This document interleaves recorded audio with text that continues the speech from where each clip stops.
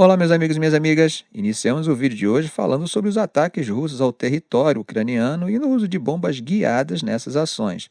Um armamento que, como temos visto, tem se mostrado cada vez mais destrutivo. Então vamos por parte. A Força Aérea da Ucrânia informou que hoje, quarta-feira, conseguiu derrubar 28 dos 32 drones e 4 dos 8 mísseis lançados pela Rússia durante um ataque noturno. Foi mais um dos muitos ataques que têm ocorrido ao longo dos últimos meses, com a Rússia intensificando o uso dessas armas para atingir tanto alvos militares quanto civis. De acordo com o governador da região de Odessa, Oleh Kiper, um dos mísseis atingiu uma área aberta, provocando um incêndio que já foi controlado. Não houve vítimas, mas 2 caminhões acabaram sendo danificados pelos destroços. A situação em Kiev foi um pouco diferente. O governador regional, Ruslan Kravchenko, afirmou que os ataques com drones na capital ucraniana não atingiram infraestruturas críticas ou residenciais. Já em Kharkiv, um dos principais alvos dos ataques russos, um hangar foi atingido nas primeiras horas da manhã de hoje. Essa região, como temos visto, tem sido duramente afetada. No dia anterior a esse ataque, como comentamos no vídeo de ontem, um outro com bombas guiadas matou 3 pessoas e deixou outras 36 feridas, isso de acordo com Olesy Nerobov, o governador local. O uso de bombas guiadas, que tem se tornado uma das principais armas de Moscou, levanta grandes preocupações. Essas bombas são lançadas de aviões a grandes distâncias e têm uma precisão letal, causando grande destruição em posições fortificadas ucranianas e em áreas civis. Mas o que são essas bombas guiadas ou grid bombs? Bom, basicamente são armas convencionais, muitas vezes de fabricação soviética, que foram adaptadas com asas e sistemas de navegação via satélite para aumentar seu alcance e precisão. Elas são mais baratas que mísseis balísticos ou de cruzeiro e também são mais abundantes no arsenal russo. Pesando entre 500 e 3.000 quilos, essas bombas são geralmente lançadas de uma distância segura, fora do alcance das defesas aéreas da Ucrânia, o que as torna praticamente impossíveis de interceptar. Mas e como a Ucrânia poderia se defender dessas bombas? Bom, segundo especialistas, a melhor estratégia é atingir os aviões que lançam essas armas, em vez de tentar interceptar as bombas, uma vez que já estejam em queda. Na semana passada, por exemplo, um ataque ucraniano com drones destruiu um depósito de munições e bombas guiadas na região de Tver, na Rússia, o que acaba demonstrando uma tentativa de neutralizar a ameaça antes que ela atinja o solo ucraniano. Bom, gente, enquanto isso, o presidente Volodymyr Zelensky continua pressionando os parceiros ocidentais para reforçar as capacidades de defesa aérea e de ataque de longo alcance da Ucrânia. Como temos visto, ele insiste que só com uma força aérea mais robusta e armas mais avançadas, a Ucrânia poderá deter os ataques russos e neutralizar essas bombas guiadas. Mas é claro que isso envolveria o Ocidente de forma mais direta no conflito. Bom, gente, temos falado bastante sobre o plano de vitória de Zelensky e como ele imagina que vai colocar a Rússia numa posição desvantajosa que acabe levando Moscou a buscar negociações de paz. O Kremlin já deixou bem claro que não vai se render. Dmitry Peskov, porta-voz do governo russo, chamou a tentativa de forçar a Rússia a um acordo de paz de um erro fatal e que isso teria sérias consequências para Kiev. Peskov disse que a Rússia quer paz, mas apenas em condições que garantam a segurança de Moscou, o que inclui, segundo ele, que a Ucrânia renuncie à adesão à OTAN e entregue os territórios já reivindicados pela Rússia. Essas condições, como vocês já sabem, foram rapidamente rejeitadas pela Ucrânia e seus aliados. Bom, gente, será que a Ucrânia e seus aliados ocidentais vão conseguir mudar o curso desse conflito com novas armas e estratégias? E mais importante, como evitar que essa guerra se estenda para além das fronteiras ucranianas? Haveria alguns pontos a serem considerados pelos dois lados que pudesse viabilizar realmente a paz? Bom, enquanto isso, de acordo com um relatório recente, a Rússia estabeleceu um programa de desenvolvimento de drones de ataque de longo alcance em território chinês.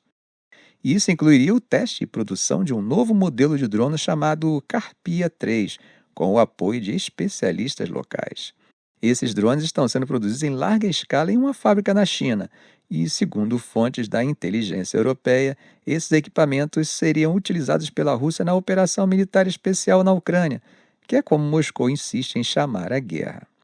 Essa informação é importante, gente, porque levanta muitas questões sobre o papel da China no conflito. Embora Pequim tenha diversas vezes negado estar fornecendo armas à Rússia, que se limita a dizer que tem uma postura neutra, os documentos revisados pela imprensa sugerem o contrário. Se essas evidências forem realmente confirmadas, estamos diante de uma situação que pode escalar as tensões entre a China e o Ocidente, especialmente os Estados Unidos, que já estão de olho no apoio chinês à Rússia.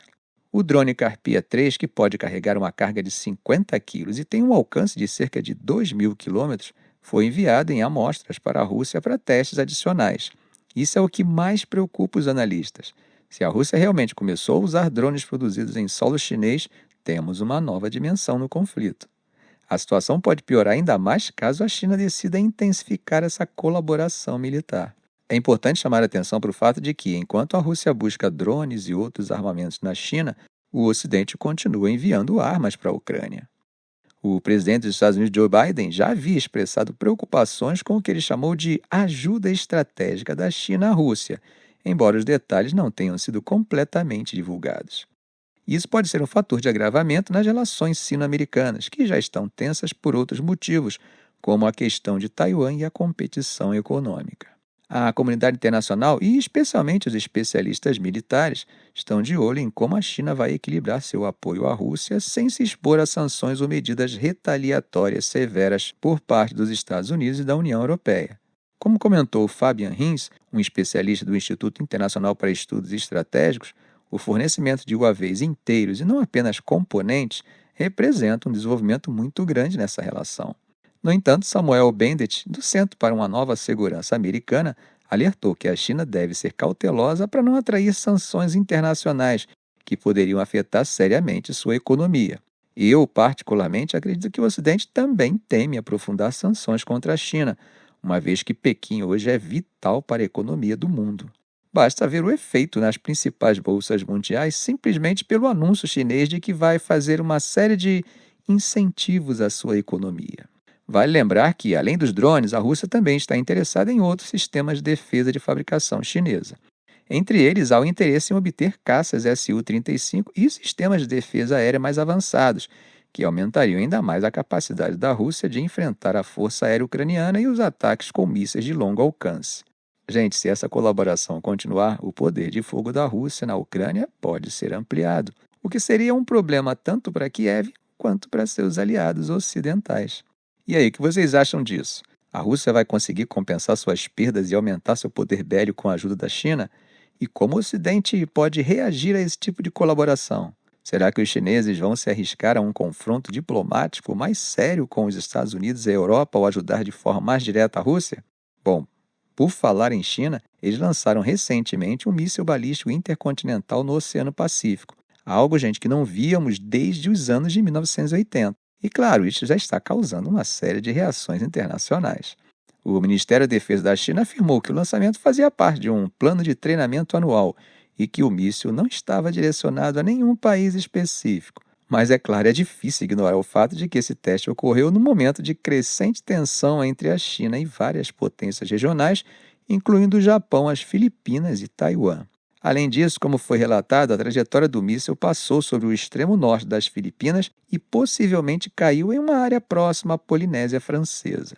Esse teste chamou a atenção porque, segundo analistas, a China normalmente testa mísseis de curto e médio alcance, mas o uso de um ICBM, um míssil intercontinental, sugere que Pequim queria enviar um sinal claro de poderio militar.